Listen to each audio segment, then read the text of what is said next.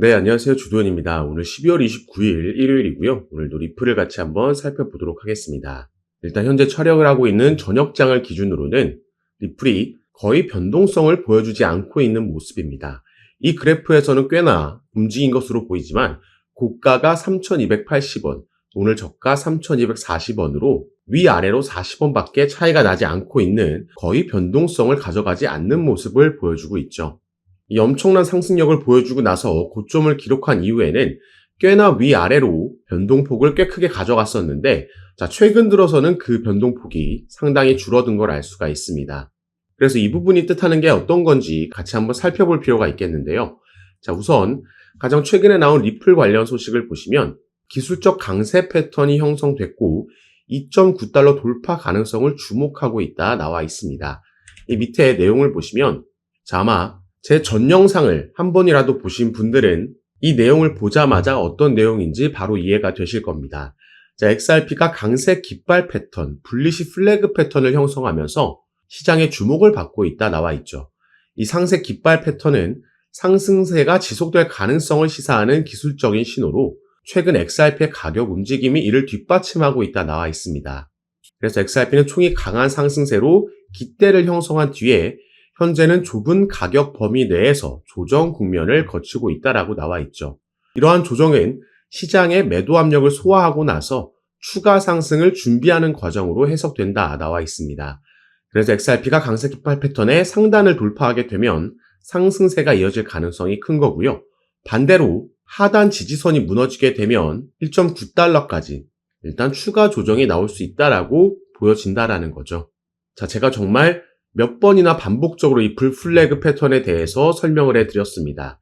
11월 달 대선 이후에 시작된 급등으로 깃대를 세워놓고 나서 처음에는 변동폭이 크게 나오다가 그 변동폭이 점점 줄어들면서 이런 깃발 패턴을 완성해가고 있다라고 말씀을 드렸고요.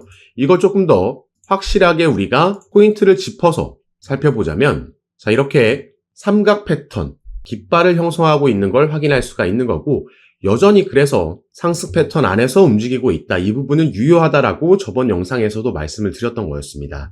그래서 이 깃발 패턴 안에서 지지 라인을 깨지 않고 움직여준다면 충분히 우리가 추가 상승력을 기대해 볼 수 있겠다. 그리고 이런 반등을 만들어내기 위해서는 우선 비트코인이 확실한 반등을 먼저 보여줘야 된다. 이 부분까지 말씀을 드렸죠.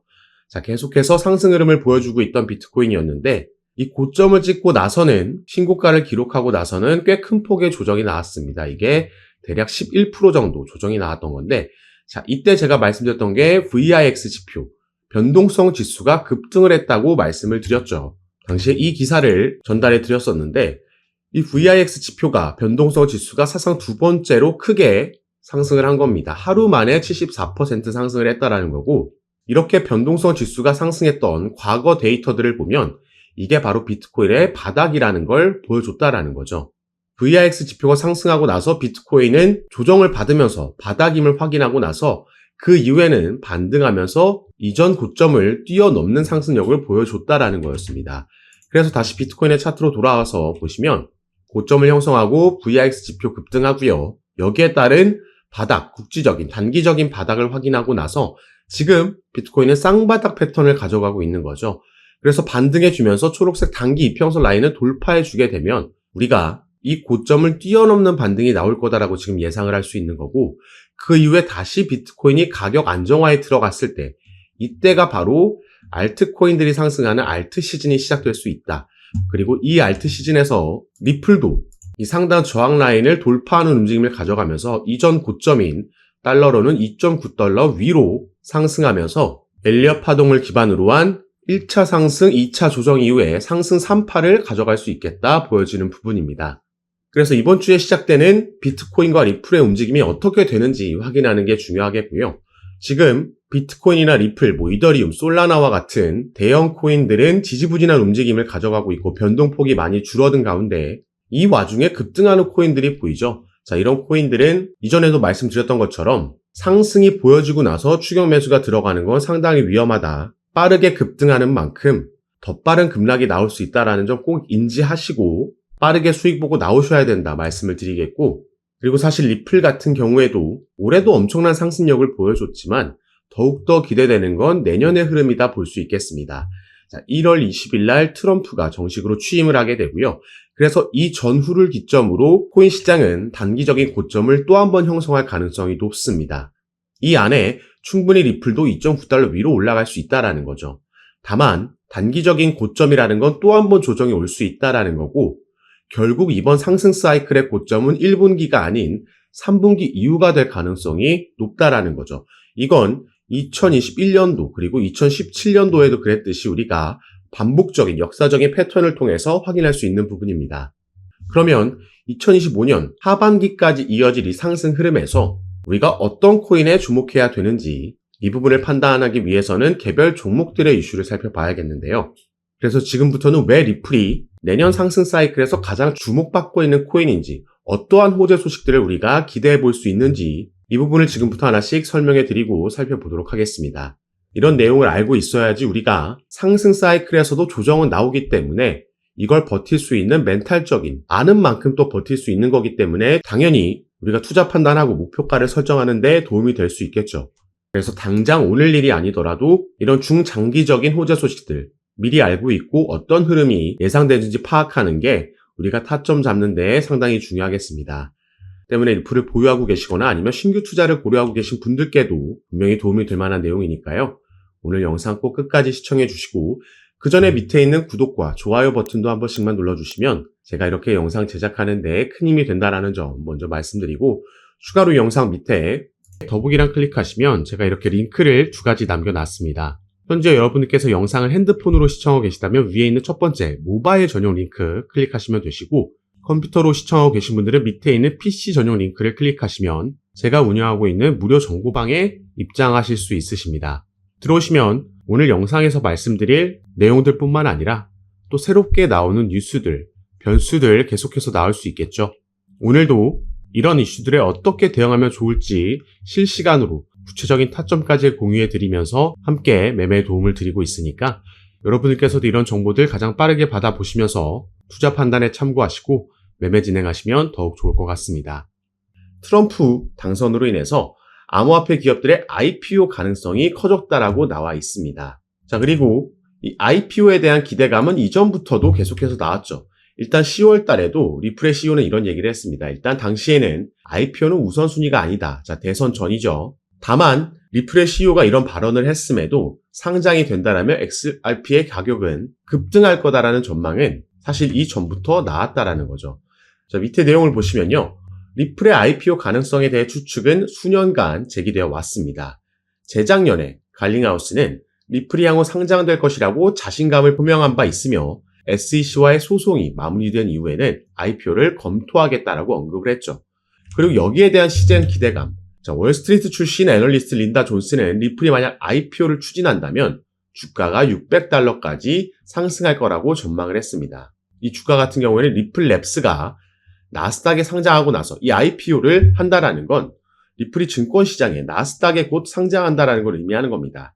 그렇게 되면 리플랩스의 주가가 $600 이상 갈 수 있다라는 거고, 또 다른 이 분석가는 리플사가 적절한 시기에 IPO를 추진한다면 최대 $35까지 상승할 수 있다라고 전망을 했죠. 그리고 사실 리플은 이 IPO를 작년부터 본격적으로 준비해 왔었습니다. 자, 작년 4월 달에 뉴욕에서 비공개 로드쇼를 개최를 했고요. 이 IPO 관련 로드쇼에서 대부분의 투자 기업들이 당시에 참석을 했었습니다. 다만 이때만 해도 SEC와의 소송이 진행 중이었기 때문에 이 투자 기업들 입장에서는 리플의 가치를 알아봤다라고 해도 이 소송이 워낙 리스크로 작용하고 있었던 거죠. 그런데 이제 트럼프가 당선되는 이후에 SEC 위원장이 교체가 확정이 됐고요. 이미 차기 위원장은 친암호화폐적인 인물로 임명이 됐습니다. 그렇기 때문에 이 소송 종료에 대한 기대감, 거의 확신이 이 코인 시장에는 퍼져 있는 거고, 그렇기 때문에 리플이 최근 한 달 동안 400%라는 급등을 만들어낼 수 있었던 거죠. 그리고 나서 이 10월 달에, 작년 10월 달에는 리플이 홈페이지에 이런 IPO 관련된 포지션을 공개 채용하는 공고글도, 게시글도 올리기도 했습니다. 그래서 이때도 IPO 가능성 있는 거 아니냐, XRP $600 넘을 수도 있다라는 기대감이 또 한번 형성이 됐고요. 지금 이제 상승 사이클로 넘어가는 시점, 트럼프가 당선되고 나서 SEC와의 소송이 종료될 거라는 기대감에 당연히 리플레스의 IPO 착수, 이런 기사는 나오지 않는 게 더 이상하다라는 거죠. 이걸 충분히 우리가 내년에도 기대해 볼 수 있는 호재 소식이라는 거고, IPO를 본격적으로 진행하게 되면 아까 말씀드렸던 이 투자 기업들의 어마어마한 투자금이 들어오게 되는 거고요. 이건 당연히 리플 시세에 엄청난 호재로 상승 모멘텀으로 작용을 할 겁니다. 그래서 첫 번째로는 여기에 대한 기대감 우리가 가져볼 수 있겠고, 자, 또 한 가지는요. 제가 이 부분 전에 말씀을 드렸습니다. 자, QCP 캐피털의 공동 설립자인 다리우스 시트는요. 암호화폐 시장은 미 대선보다 블랙록의 역할이 더 중요하다라고 얘기를 했습니다. 자, 누가 이길지는 중요하지 않다. 다만 그보다는 블랙록이 암호화폐 시장에 진출한 게 더 중요한 이슈다라고 얘기를 한 거죠. 이 블랙록의 CEO인 레리 핑크라는 인물은 비트코인은 가치 저장 수단이다 발언을 했고, 이미 암호화폐가 미국에서 투자 수단이 됐음을 의미한다라고 얘기를 했습니다. 자, 바로 이 블랙록이 암호화폐를 주류화시킨 장본인이라고 나와 있죠.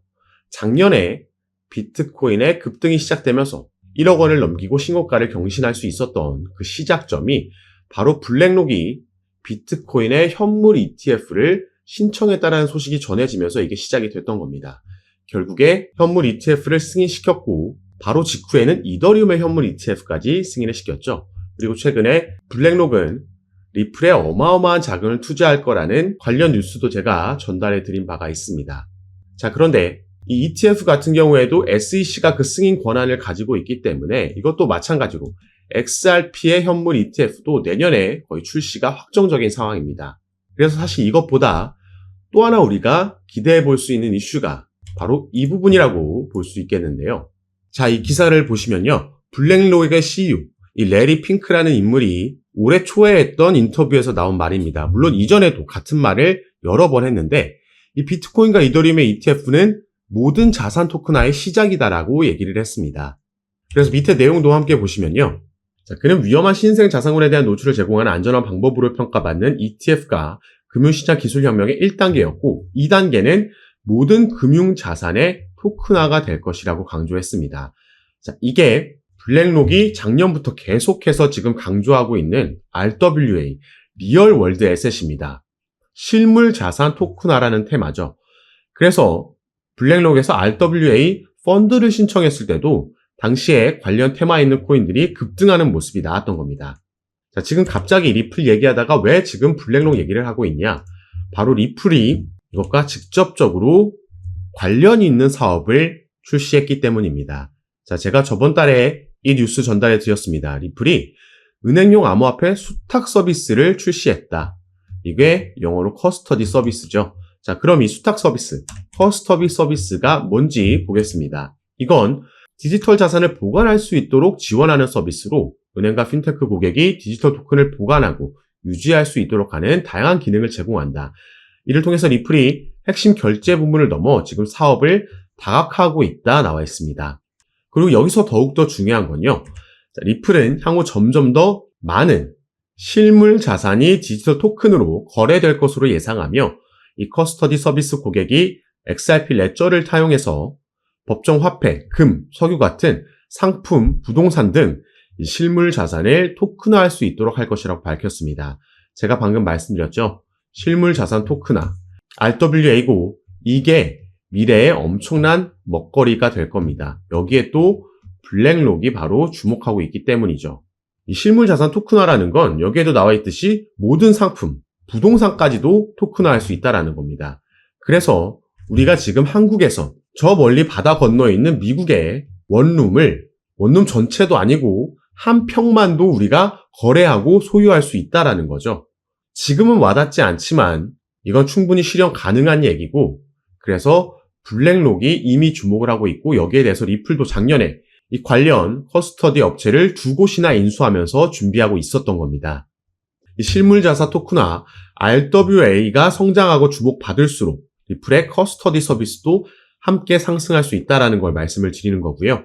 여기에 아까 말씀드렸듯이 소송 이슈까지 SEC가 취하하게 되거나 그렇지 않더라도 법정으로 가서 승리한다라고 해도 어떤 식으로든 이제 리플은 이 소송의 리스크에서 벗어날 수 있다. 그 말은 이전부터 준비하고 있던 IPO, 나스닥 상장도 기대해 볼 수 있겠다 보여지는 부분입니다. 그래서 우리가 정말 오랜 시간 동안 이 소송으로 인해서 이 리플 홀더분들이 마음고생 많이 하셨을 텐데, 자, 지금 당장 급등이 나오지 않는 건 아쉬울 수 있겠지만 이제 정상 궤도로 조금씩 계속해서 올라갈 겁니다.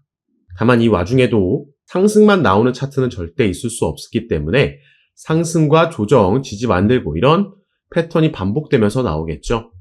그래서 우리가 가능하다면 이 반등 나오는 타점에서 추가 매수가 들어간다면 추후 사이클이 지나갈수록 우리의 수익률은 더 크고 절대적인 수익금도 늘려갈 수 있을 거라 말씀을 드리겠고요. 리플뿐만 아니라 아직까지는 비트코인이 도미넌스가 60%가 넘을 만큼 시장을 장악하고 있기 때문에 알트코인들이 본격적인 움직임은 가져가지 못하고 있지만 이게 점점 알트 시장으로, 알트의 상승으로 또 넘어올 겁니다. 이 중에 또 우리가 리플 외에도 주목해 볼 만한 코인들이 여럿 있고요. 이런 종목과 구체적인 타점도 제가 카톡방에서 공유해 드리면서 지금까지 그래왔던 것처럼 가장 빠르게 새로운 뉴스들 전달해 드리고 타점도 드리면서 함께 매매 진행할 거니까 여러분들께서는 제가 아까 말씀드렸던 영상 밑에 더보기란에 제가 이렇게 링크를 2가지 남겨놨습니다. 현재 영상을 핸드폰으로 시청하고 계신 분들은 위에 있는 모바일 전용 링크, 컴퓨터로 시청하고 계신 분들은 밑에 있는 PC 전용 링크 클릭하시면 제가 운영하고 있는 무료 정보방, 무료 카톡방에 입장하실 수 있습니다. 들어오시면 새롭게 나오는 뉴스들, 변수들 공유해 드리면서 우린 여기에 어떻게 대응하면 좋을지 구체적인 타점까지 공유해 드리면서 함께 매매를 진행하고 도움 드리고 있는 방이니까 여러분들께서도 들어오셔서 이런 정보들 실시간으로 받아보시고 투자 판단에 참고하시면 더욱 좋을 것 같습니다. 올 4분기부터 내년까지 이어지는 코인 시장의 강세장에서 우리가 대응 잘하면 크게 수익 볼 수 있는 그 기회, 사이클이 돌아온 거니까요. 저와 함께 조금 더 안전하게 알맞게 대응하시면서 꼭 큰 수익 얻어가시는 시간으로 함께 만드셨으면 좋겠습니다. 자, 그럼 오늘 영상도 끝까지 시청해 주셔서 너무 감사드리고 저는 다시 카톡방에서 여러분들 대응 도와드리고 상담 도와드리면서 찾아뵙도록 하겠습니다. 감사합니다.